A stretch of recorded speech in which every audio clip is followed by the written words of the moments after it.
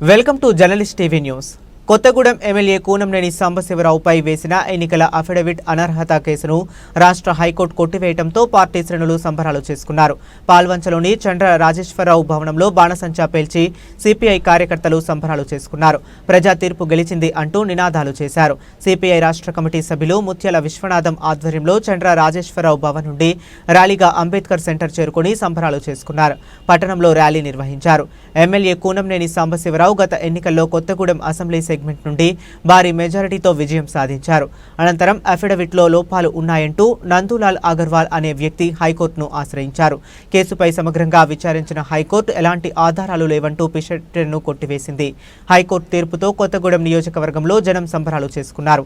హైదరాబాద్లో ఉన్న కూనంనేని హైకోర్టులో వాదించిన న్యాయవాదులకు ధన్యవాదాలు తెలిపారు. ఎమ్మెల్యే కూనంనేని కొత్తగూడెం రానుండటంతో ఘన స్వాగతం పలికేందుకు కార్యకర్తలు ఏర్పాట్లు చేస్తున్నారు.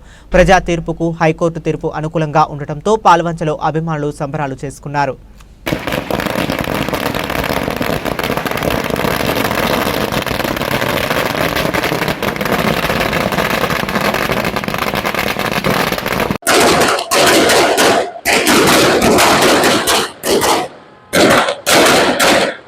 కూనంనేని సాంబశివరావు గారికి కొత్తగూడెం కాన్స్టిట్యున్సీలో 27,000 ఓట్ల మెజార్టీతో గెలిపించి పేద ప్రజలందరూ ఆయన నియోజకవర్గంలో అందరూ గెలిపించేసి అసెంబ్లీకి పంపించేసి ఈ నియోజకవర్గాన్ని అభివృద్ధి చేసే దాంట్లో మరి అందరూ భాగస్వాములు కావాలని చెప్పని మాకు పెద్ద ప్రతినిధిగా ఎమ్మెల్యేగా గెలిపించి అసెంబ్లీకి పంపిస్తే ఇక్కడున్న వెంకట్రావు అనే దొంగ ఒక తప్పుడు కేసుని ఆయన మీద పెట్టి ఆ కేసుతో ఇప్పటికీ 8 నెలల నుంచి తిప్పి నానా ఇబ్బంది పెట్టాడు. కోర్టు కూడా న్యాయాన్ని గెలిపించింది.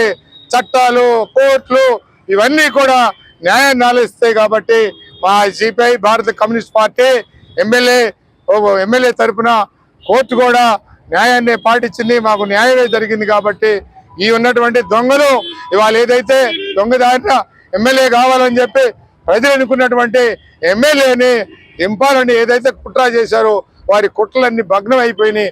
న్యాయం మా వైపే ఉంది, మా తరపునే ఉంది. కాబట్టి భారత కమ్యూనిస్ట్ పార్టీ తరఫున కోర్టులకి, మేజిస్ట్రేట్లకి అందరికి కూడా మా మనస్ఫూర్తి ధన్యవాదాలు తెలియజేస్తా ఉన్నాం.